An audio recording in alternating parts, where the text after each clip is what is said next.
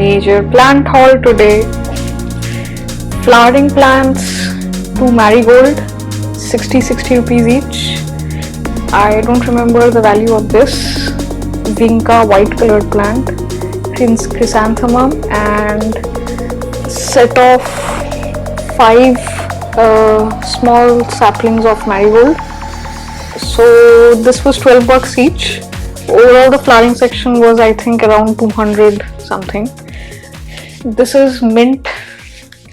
I wanted to expand my mint garden, so these were 40 rupees each. So this is a very good way to get a head start on your mint garden, because cuttings always get deteriorated, so every now and then you can top up. See the size of the leaves, huge leaves.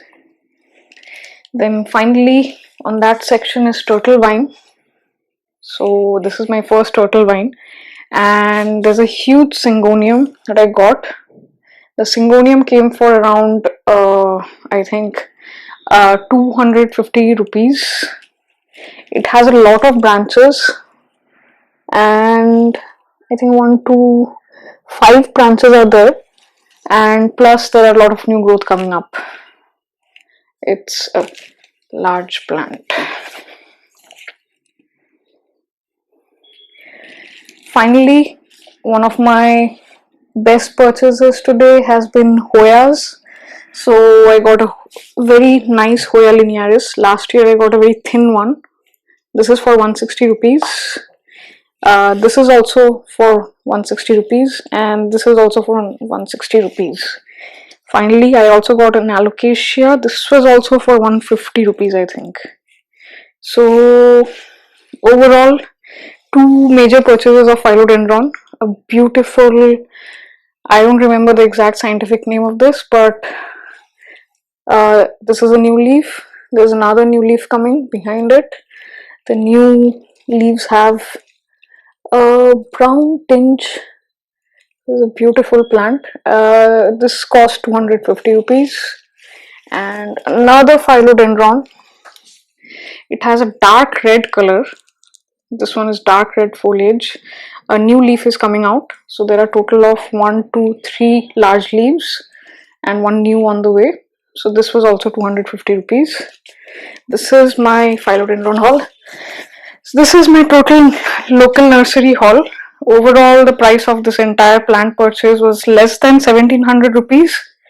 So less than 2000 rupees, which turns out to be less than 27 US dollars. Hey, so I quickly wanted to talk about the first plant haul, which consisted of an aglaonema and a couple of saplings, calathea, and I think pothos, enjoy pothos.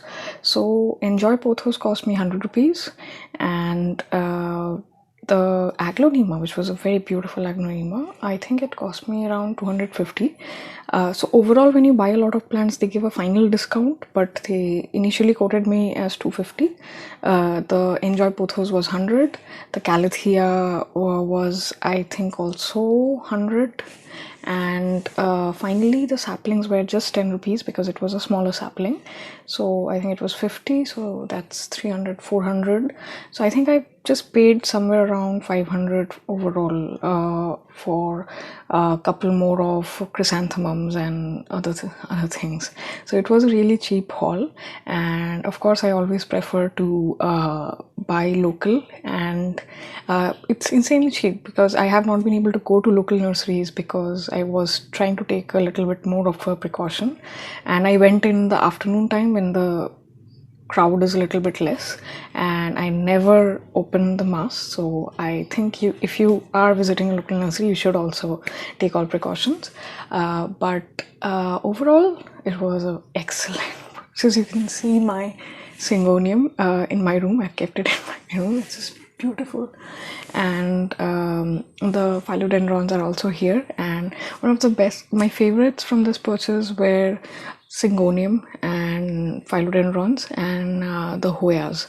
I think the thing that I said would be Hoya linearis. It might be Ripsalis, but it doesn't seem like Hoya linearis though. So I'm not a very good of a scientific name person, so I'll wait and confirm with some Hoya expert.